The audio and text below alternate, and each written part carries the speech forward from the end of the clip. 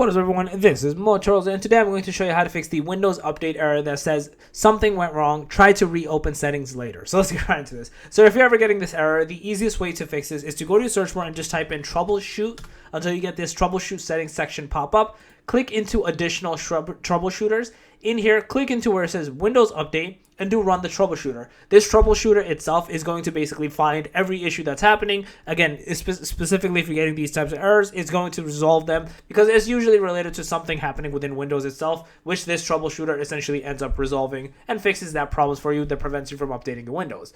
If that doesn't work, the next thing you can do on top of this is to go to your search bar and type in services, and in here just type in Windows and until you find something called Windows Update and Windows Update Medic Service. You want to double click into this until it pops up. First, if the startup type, whatever it is, change it to automatic, and if the service is stopped, start it, and if it is started, stop it and start it again. Do that for both of them. Press apply, press OK, restart your computer, try to do the update again. You should be good to go and not have this error persist any longer. So yeah, that's basically it.